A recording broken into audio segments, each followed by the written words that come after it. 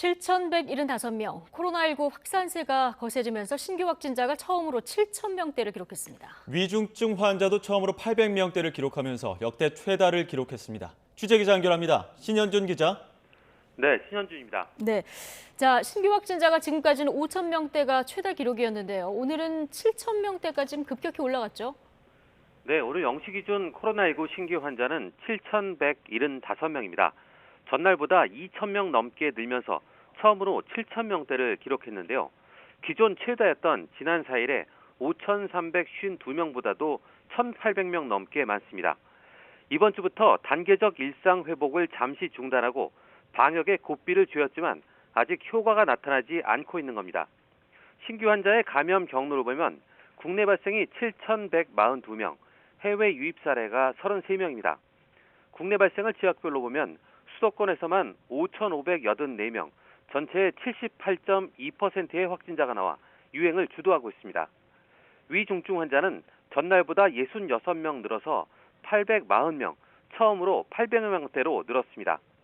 이 중 83.3%인 700명이 60살 이상 고령층입니다.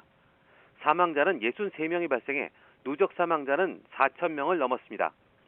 이처럼 위중증 환자와 사망자가 늘면서 의료 대응 지표도 좋지 않은 상황이 계속되고 있습니다.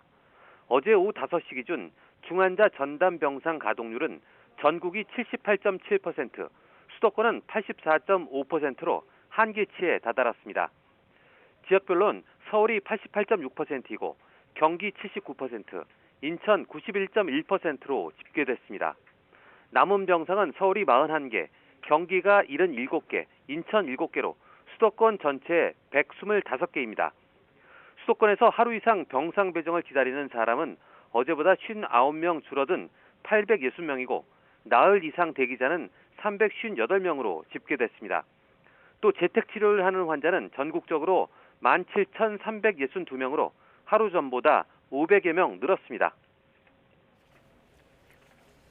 네, 정부가 신규 확진 10,000명까지는 대비하고 있다고 밝혔는데 중환자를 줄여야 한다고 강조했죠.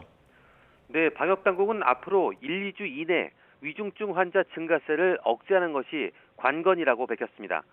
손용래 중수본 사회전략반장은 오늘 브리핑에서 현재 중환자 발생 규모를 적어도 1주에서 2주 정도 이내 유지나 감소세로 전환하는 게 중요하다고 강조했습니다. 또 중증화율을 1.6%로 가정해서 지난해 12월보다 중환자 병상은 3배, 감염병 전담병원 병상도 3배 정도 확충했다며 지금은 7,000명대 확진자가 나오고 중증화율도 2에서 2.5%로 높아져 중환자실 가동률이 상당히 높아지는 상황이라고 우려했습니다. 손 반장은 이어 최대한 빠르게 중환자실을 추가로 확충하고 있지만 의료 인력에 한계가 있다며 확진자 10,000명 정도까지는 견딜 수 있지만 그 이상을 위해서는 상당한 의료적 조정이 추가로 필요하다고 설명했습니다. 네, 현재 재택치료를 받는 사람이 17,000명을 넘고 있습니다. 자, 방역당국이 재택치료에 대한 개선 방안을 또 내놨죠? 네, 오늘 중앙사고수습본부가 중앙재난안전대책본부에 재택치료 개선 방안을 보고했습니다. 우선 코로나19 재택치료를 활성화하기 위해서 확진자가 백신 접종 완료자이거나 18살 이하인 경우에는 추가 생활비를 지원하는데요. 4인 가구의 경우 열흘 기준 생활비는 136만 4,920원입니다. 아울러 확진자 가족의 격리 부담을 줄이기 위해서 관리 기간을 열흘에서 일주일로 줄이기로 했습니다. 이에 따라 가족 격리자는 8일째부터 출근이나 등교를 할 수 있는데 접종을 완료한 사람이어야 하고 격리 6, 7일 차에 PCR 검사에서 음성을 받아야 합니다. 또 의료기관의 대응 역량을 확보하기 위해 재택치료자에 대한 건강 모니터링 기간을 열흘에서 일주일로 단축하고 관리 의료기관도 병원뿐 아니라 의원급까지 확대하기로 했습니다. 지금까지 사회 2부에서 YTN 신현준입니다.